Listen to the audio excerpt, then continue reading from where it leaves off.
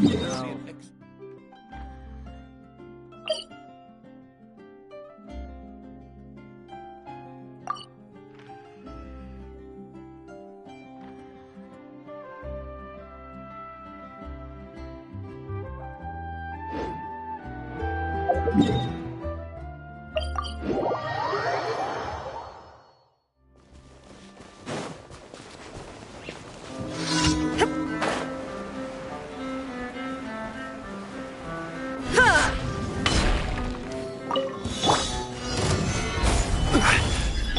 Everyone hold hands!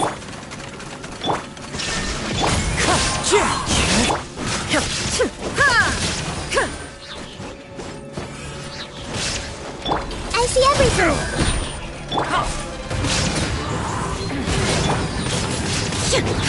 Shine down!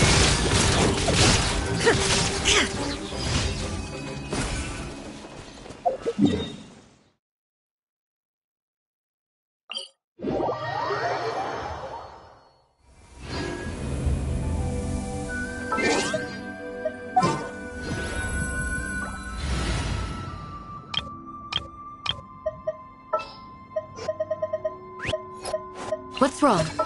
Are you in danger? Kamisato Ayaka, present.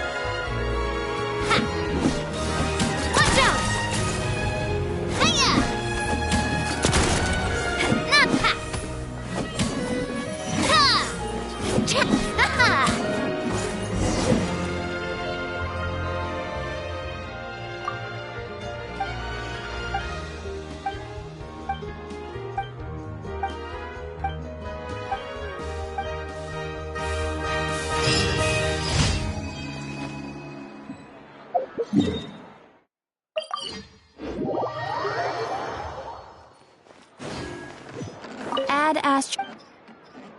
Thank you for Add Ast...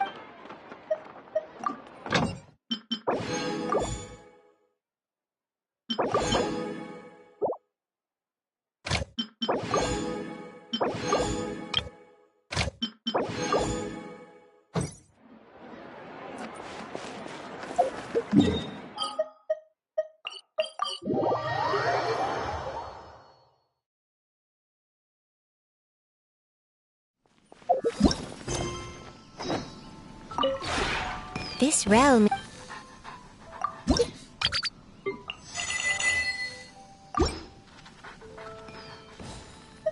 If you ever...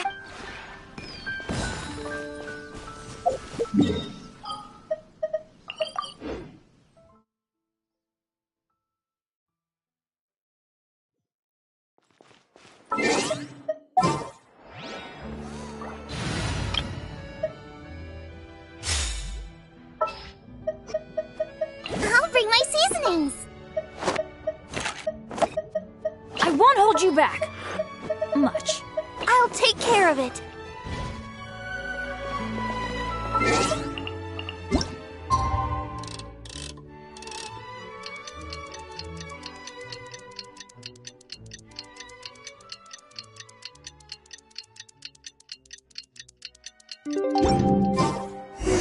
We haven't seen Chevra since that night at Baptiste's place. Well, guess there's no point in worrying about it now. Let's go join up with the others.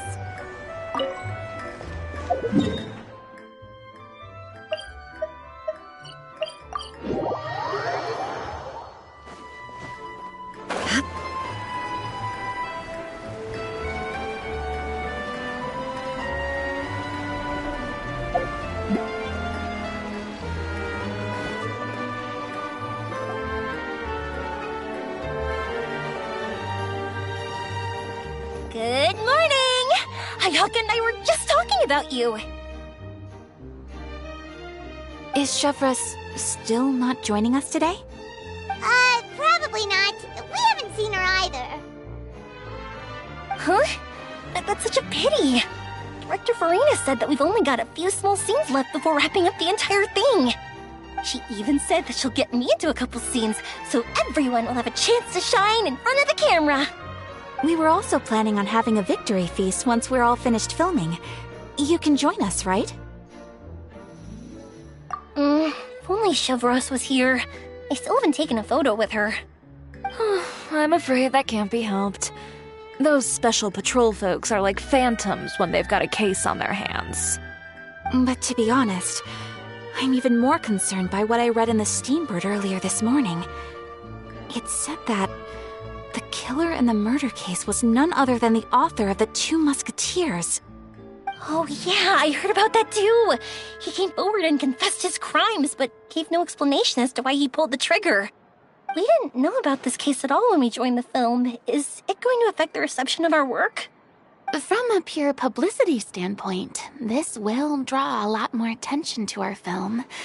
I have to say, though, that no director can be perfectly comfortable with garnering attention through means other than artistic skill. To be fair, I feel like that ship sailed the moment you allowed yourself to be named as the director on our posters. It's not my fault that I'm super popular. What was that saying again? My popularity has, Sunk to an all-time low? spread to the four corners of Teyvat.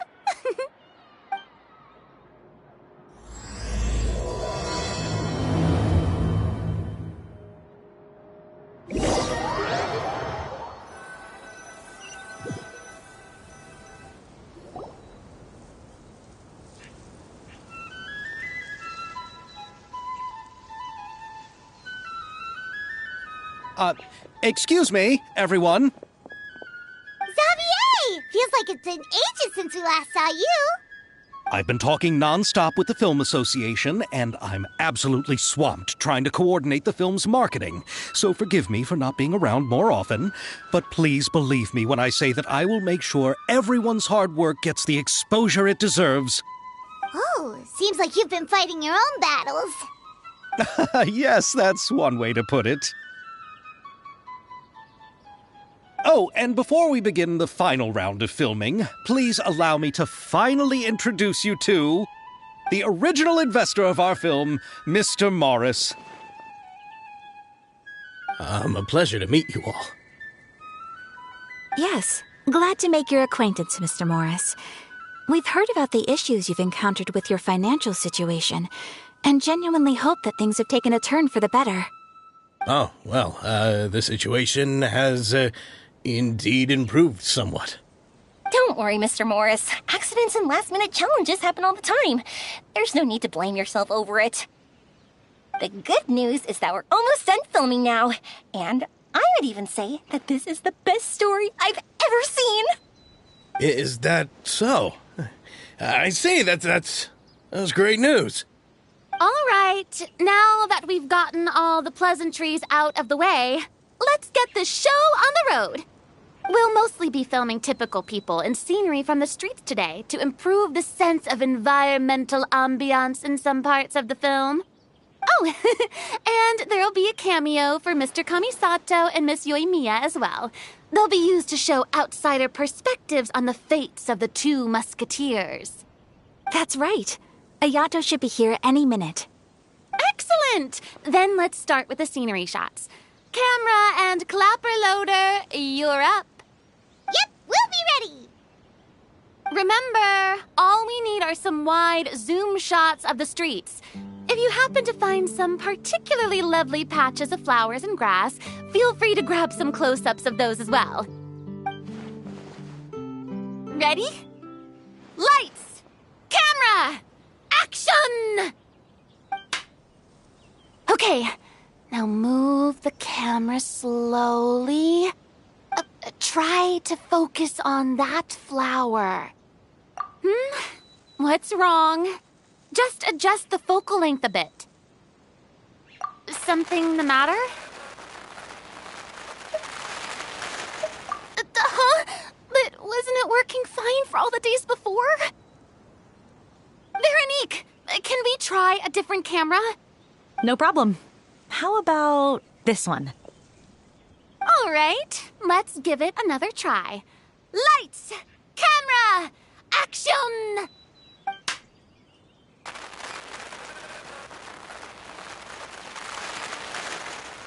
Don't tell me. This one is broken too? Veronique, do we have any other spare ones we can use? I'm afraid we only brought these two today. What? Then go find a workshop to get them repaired right away. Oh, and you too, Bono. Go find our spare camera in the warehouse and bring it back to the set. On it. Greetings, everyone. My apologies for the delay. Is something the matter, Ayaka? It seems like there are some issues with the filming equipment today. We're stuck for the moment. I see. Well, let's not just stand here twiddling our thumbs. Actors, to the makeup booth. We'll start on the next scene as soon as we get a working camera. The people at the workshop told me that the part which holds the lens in place seemed to have fallen off. That's super strange. It was perfectly fine just yesterday. Well, no time to dwell on that now. Let's get back to filming. Ahem! Quiet on set! Places, everyone! Lights! Camera! Action! By the way, have you heard about that recent murder case? Yes, I have. It seems that they've caused quite the commotion in the city. I heard that the chief of the guards is so mad about not catching the culprit that he's about to explode. Oh? I find that quite hard to imagine, considering how he already looks most days. Director, we have a problem. Oh, we're in the middle of a take! Couldn't you wait until we wrapped up this scene? No, Director, our film, all the finalized film that we've been keeping in the case has disappeared. Oh, wait, what did you say? Mr. Bono, please take me to where the film was kept right away. I'm coming too. No, Yoimiya, you have to stay here. Oh. Okay, listen up. Everyone who's not working on this current scene can go with Bono to look for the film. Everyone else, stay put and wrap up the scene. Unbelievable. How could all these problems happen in just one day? We're back. How did it go? Did you find the film? We found it in the sewers. Huh? In the sewers? Is the film still okay? We discovered it just in time, so we should still be able to salvage it. The others are checking now to see if we lost any specific scenes. Oh, you scared me for a moment there. I nearly thought we had lost everything.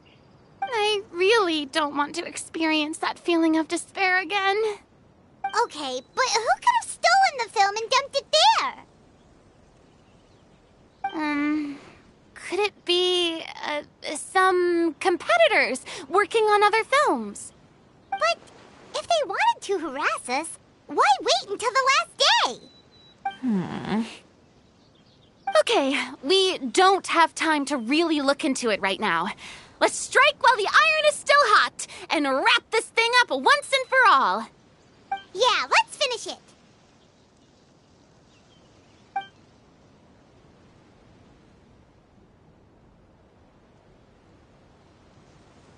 I would like to officially announce that our entry to the festival, The Two Musketeers, has now concluded filming! Paimon is spent. It's so late already. Even though the filming process proved to be extremely challenging, everyone provided valuable and unique contributions to the final product. Thank you all for your dedication and support. And just like Director Farina, I would also like to extend my most heartfelt thanks to all of you. Really, you've all helped me so much. All right. Let's save the awards speech for later, and hopefully also get some rehearsals in before the real thing. Anyway, now it's time to party! Let's all make our way to the beach and have a celebration feast so loud and fun that even the blubber beast will want in. Party! Party! Paimon wants to party!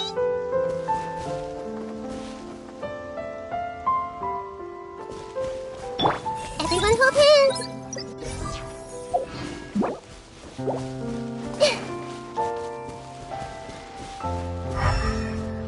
Whoa! This place is hopping! Everyone's finally getting to relax after wrapping up the film! Let's go chat with someone!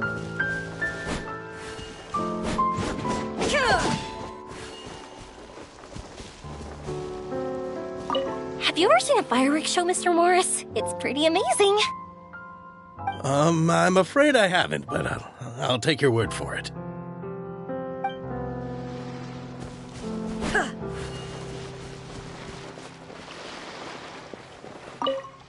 Oh, this is turning out to be quite the party.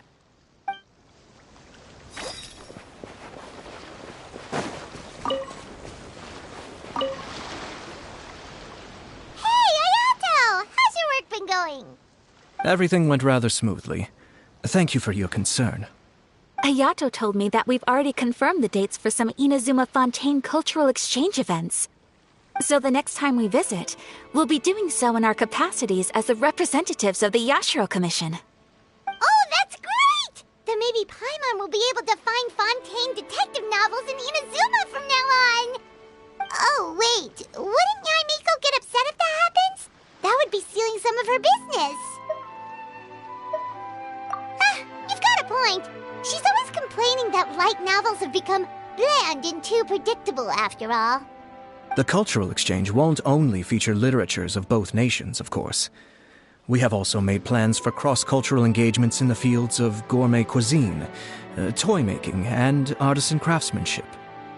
Wow! Paimon's getting super excited now! When the time comes, be sure to visit and participate in all the events.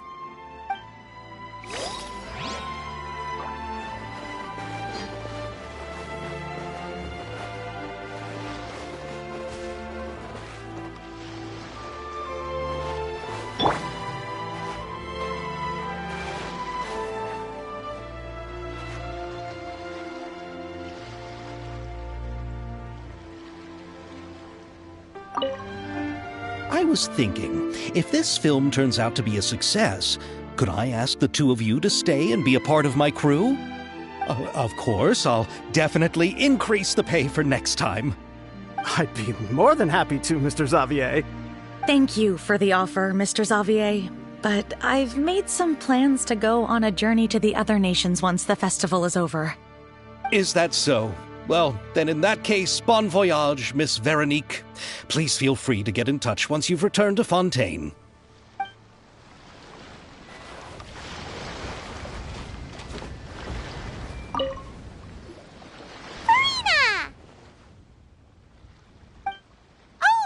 My darling clapper loader and camera operator, you've both worked really hard.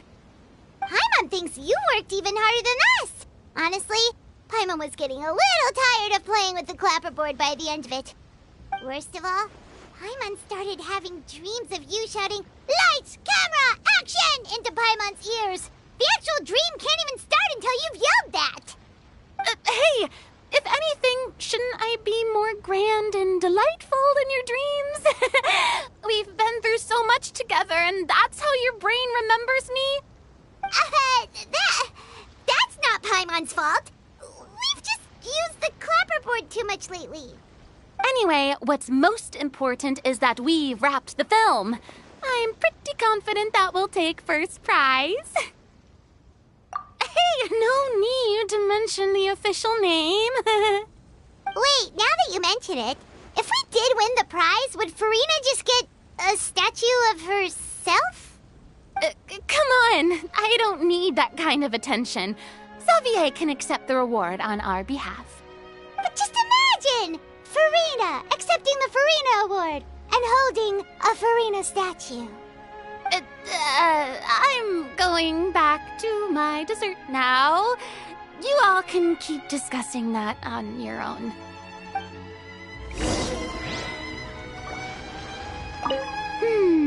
What kind of dessert should I try next?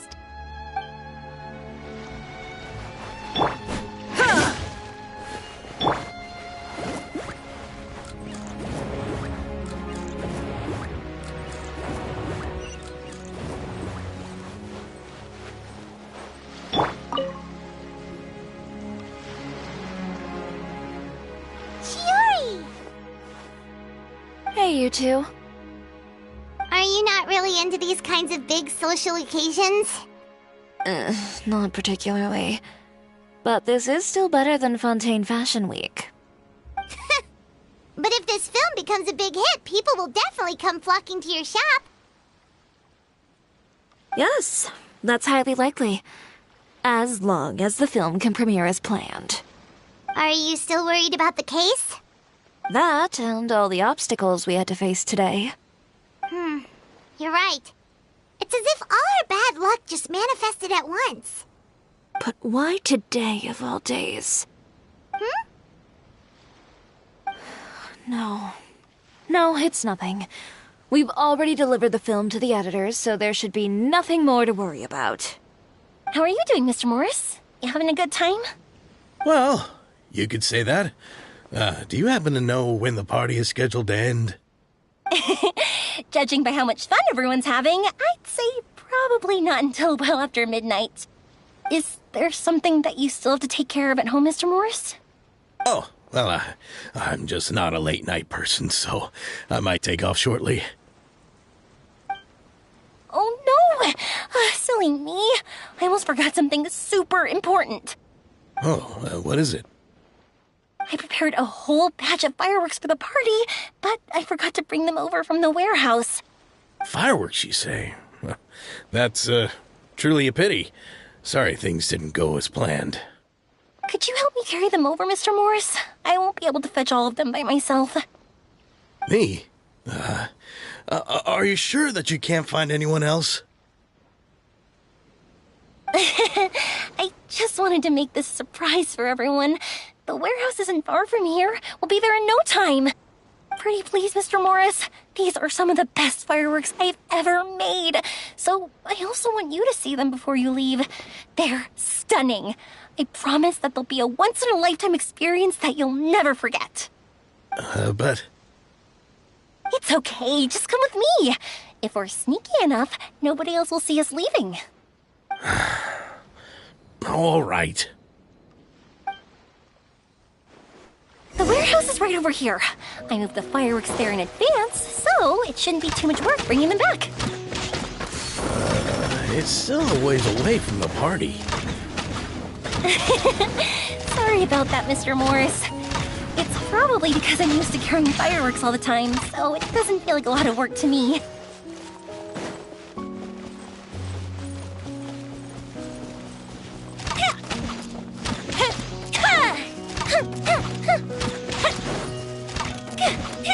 Time for a light show.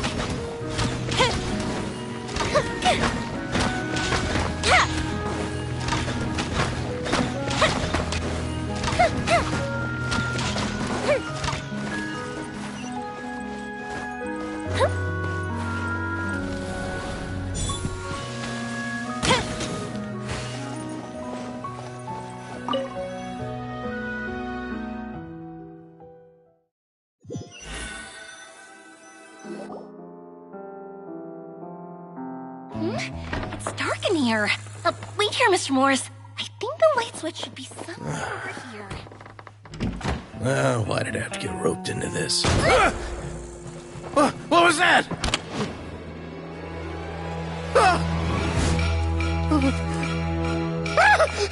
Who's there? Get me out! Get me out of here! Did you really think you'd get away, Morris?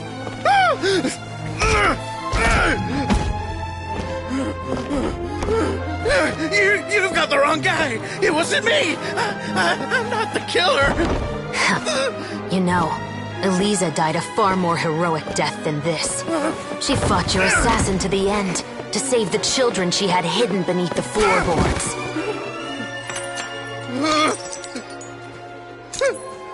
That is Eliza's pendant. The one with a photo of you two inside. The one you gave her. Ring any bells? It's a fake! It has to be! There's no way! No way your assassin didn't destroy it, you mean?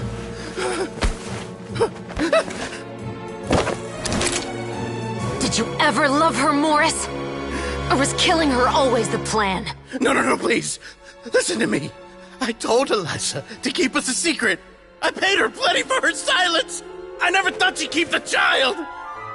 Everything was gonna come out, and I had no choice. She'd force my hand. No! I'm begging you. I have money. Just name your price, please. You can keep your Mora, and you can go to hell.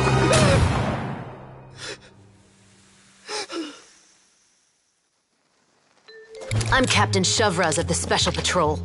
Morris, you're under arrest for Eliza's murder. Huh?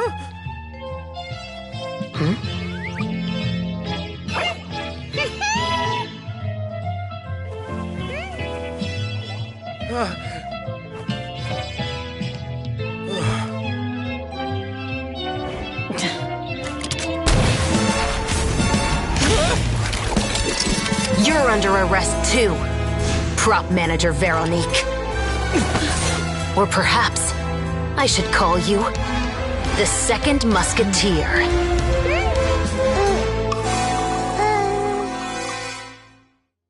Wait, what's going on? This wasn't in the script. Drop the gun, Veronique. Why? Why would you keep me from exacting revenge on this heartless monster? Drop your weapon. This is my final warning.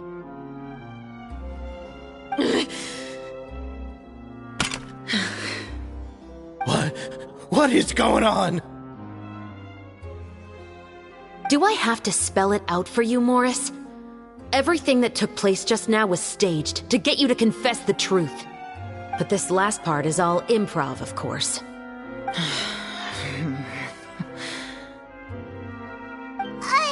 Shivers, you told us you wanted us to help you stage a play. You never said anything about the Second Musketeer. It's because even I had no way to confirm my theory until now. Thank you for your performance, Yoimiya.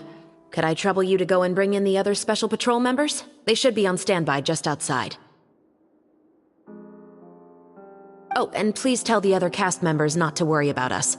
We'll be rejoining them shortly. on it!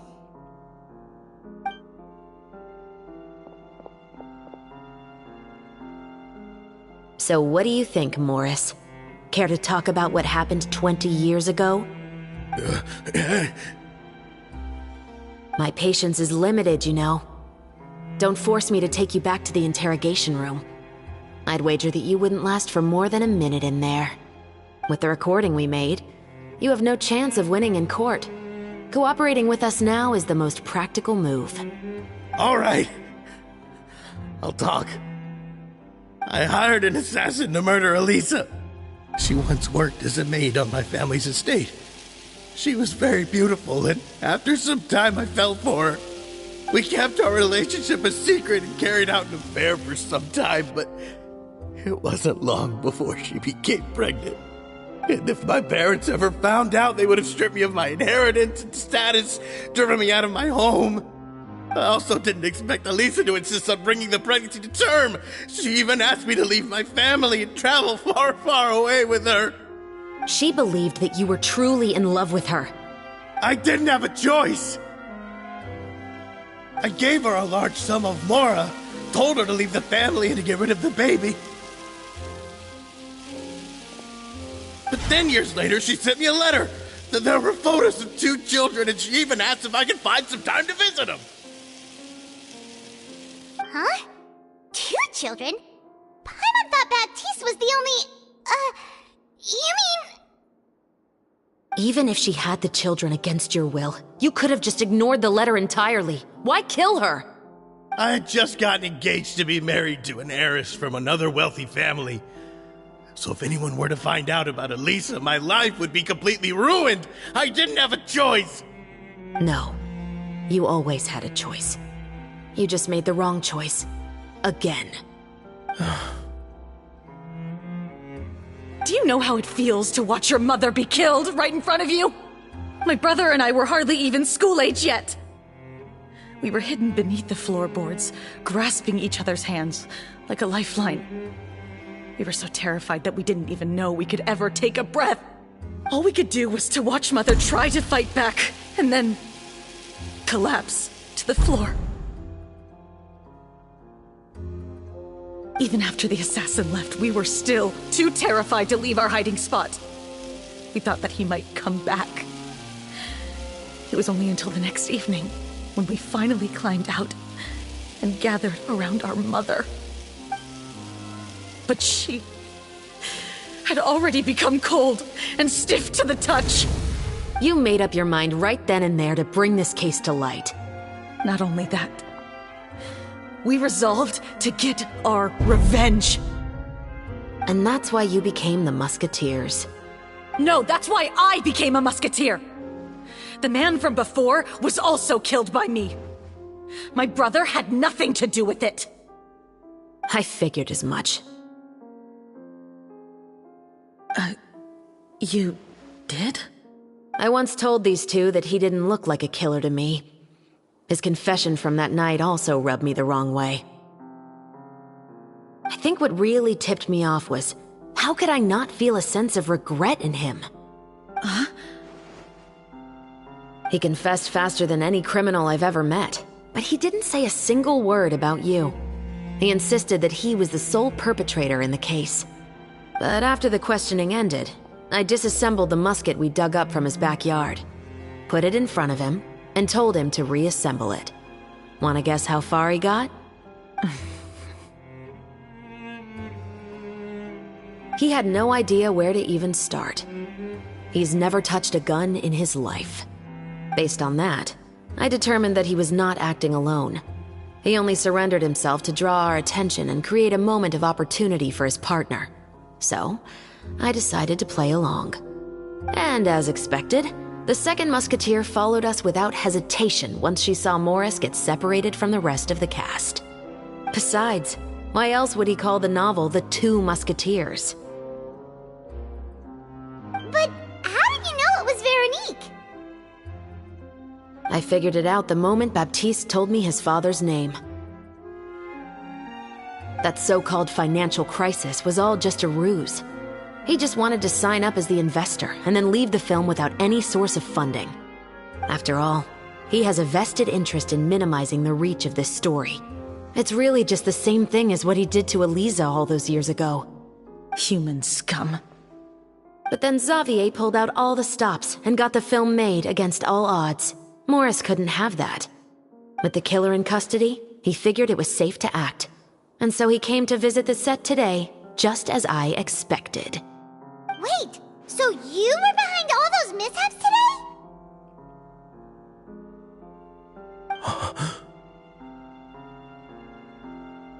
As for the identity of the second musketeer, I assumed they'd probably stay close to Morris and look for an opening.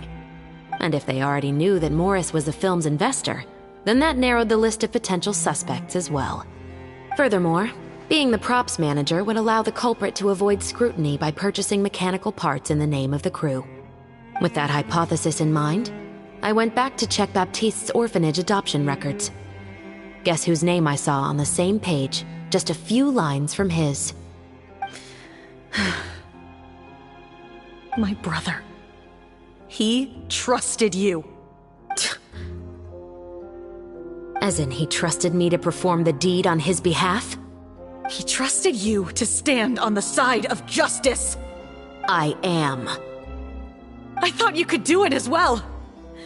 Oh, the look on your face when you told him to go to hell. I really thought you'd put a bullet in his brain. You know what he has done. Are you telling me that you'd rather see him spend the rest of his life living like a king in the fortress of Meripede? I will never be able to forget the feeling of my mother's cold, lifeless hands. And you would call this ending fair? Is this what you call justice?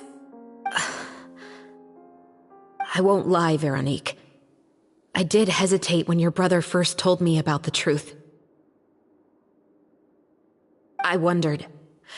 I agonized over whether I should really put a bullet in his head. So why don't you?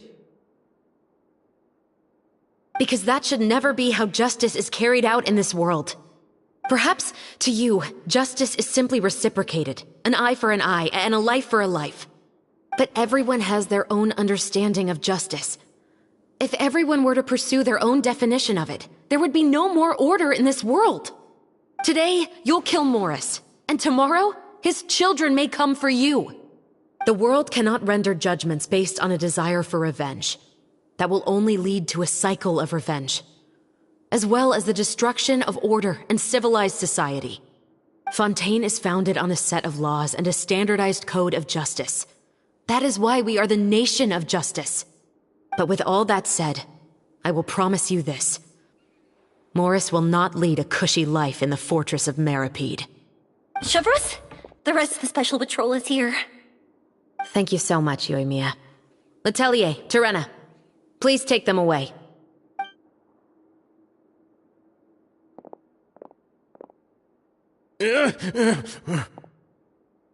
I still can't agree with your reasoning.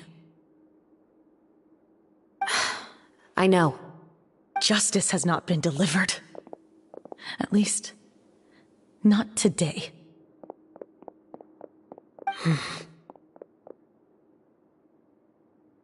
Chevreuse.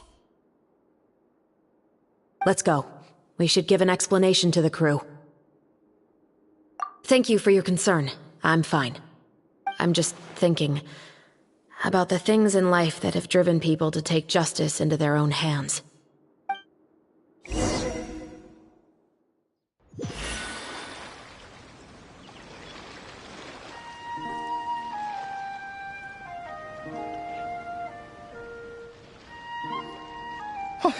Who would have thought Morris would turn out to be... I'm at a loss of words. How could he have done something like this? I'm just glad that you're all safe and sound. Who knew that such a labyrinth of cases would be behind this story? Well, what should we do now? We have a finished film, of course, but should we still go ahead with the premiere? What do you mean? Shouldn't you be even more motivated to spread the word now that you've learned the truth? Chiori is right. I'd also like more people to see this story for themselves.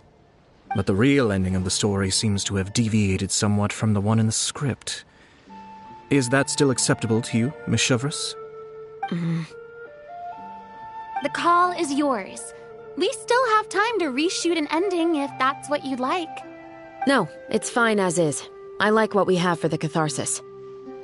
Romanticism is what gives works of art their appeal. Fiction is able to explore means of restitution that could never work in real life. Just like the real world, the world of stories also has its own set of rules and justice. These different possibilities are what initially drew me to reading in the first place. Sounds good to me. I support your decision.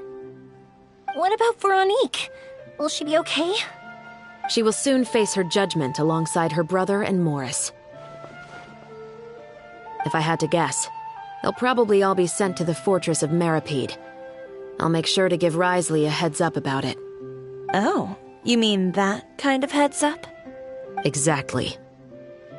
Ahem. All right, then the matter's settled. Now that everything's been taken care of, there's no reason for us to keep looking all gloomy and grumpy. Let's get back to the feast and enjoy each other's company. We'll be starting the post-production process tomorrow. You should join us, Chevreuse. You missed the first few hours of the party, didn't you? All right. Count me in. Then I'll wait for you over there. There's still some good news that I'd like to share with Chevreuse. Traveler, Paimon, could you wait for me by the sea after the party ends? I'd like to go on a brief walk with the two of you. Thank you very much.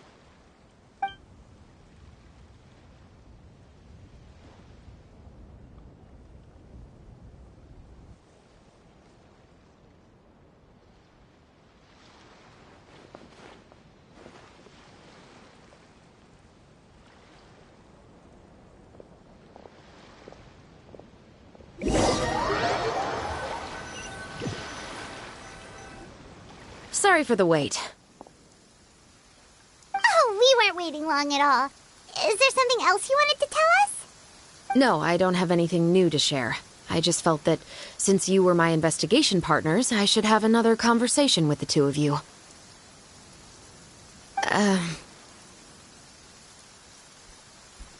Traveler, how would you have responded to Baptiste's request if you were in my shoes?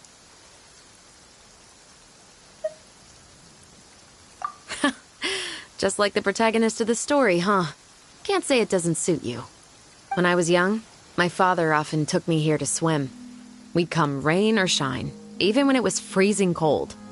He told me that swimming was the best activity to train one's strength of will. You could never give up before reaching the shore, especially when the water was cold. Oh? Why's that? Because the moment you give up would be the moment you die. At that point, I still hadn't received my vision. One winter, the chilly wind felt almost like knives on my skin, and the seawater was so frigid that it numbed my toes the moment I stepped in.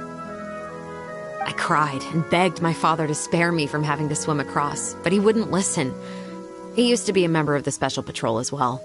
You could say it was his way of educating his children. That sounds awful. When he saw that I wouldn't stop crying, he just picked me up and tossed me into the icy water. The bone-chilling cold took away my senses.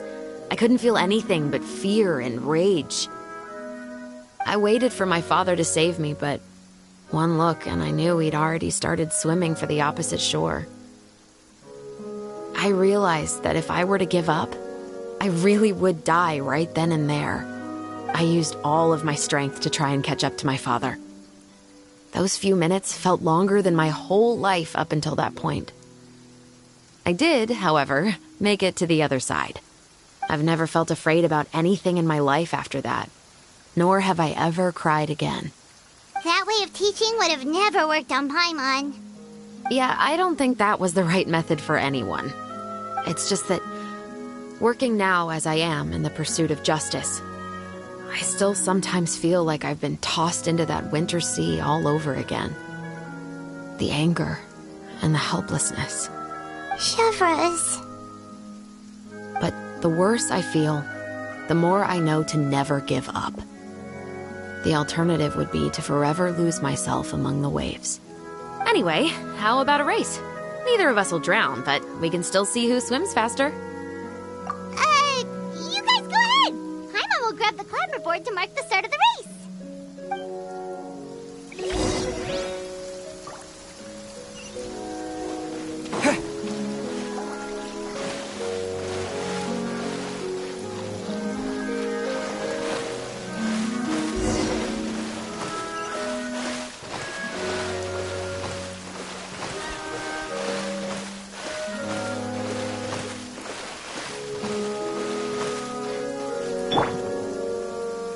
Stop right there!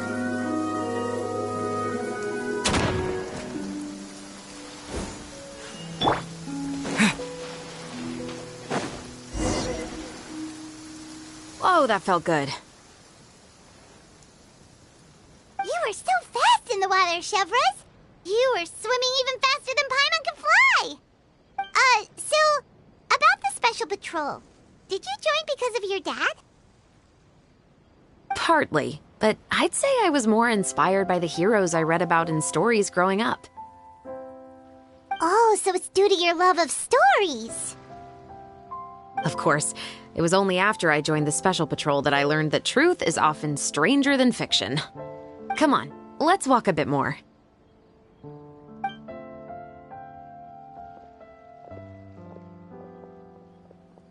To be honest, I do sometimes question whether the decisions I make are the right ones.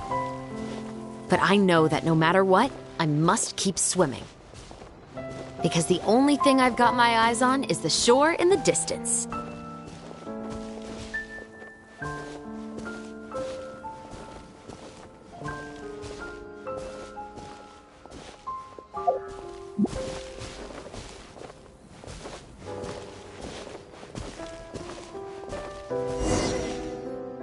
Thank you for coming on this walk with me. I feel a lot better after getting all that off my chest. Huh. We're nearly back at Baptiste's house. Huh, you're right. I didn't realize we were so close. He really did plant a lot of flowers. It's just like how he described it in the story. Huh? Wait. Paimon, Traveler, look! The rainbow roses in the garden. They're in full bloom now.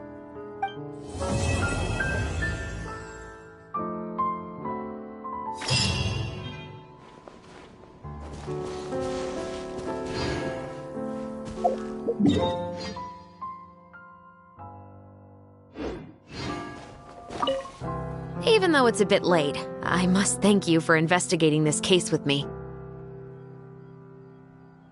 Not on behalf of the Special Patrol this time. It's a personal expression of gratitude from yours truly. Oh, you want to hear more about my father? To be honest, I didn't spend that much time with him. He was always busy with the Special Patrol, so he would often return home really late at night. Some nights, he didn't come home at all. Once, he didn't come home for a long time, maybe a whole week or so.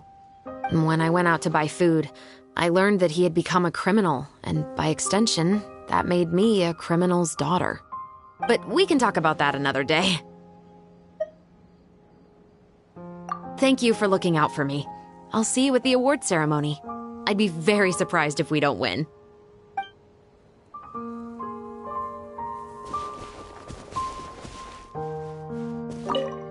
Even though it's a bit late, I'm not on behalf of the Special Patrol this time. I actually have a lot of sympathy for Veronique and Baptiste. I can understand the hatred they feel for their father. But that doesn't mean I'll allow them to walk the path of evil, even if it might lead to another sense of justice. Films are different from the real world. They're a form of art and represent the wishes in people's hearts. I adore the two Musketeers, and I'm very happy to have had the opportunity to act the role as one. I can't wait to catch the film when it premieres in the Opera House. I'm looking forward to seeing the audience's reaction to the climactic ending. Thank you for looking out for me. I'll see you at the award ceremony. I'd be very surprised if we don't win.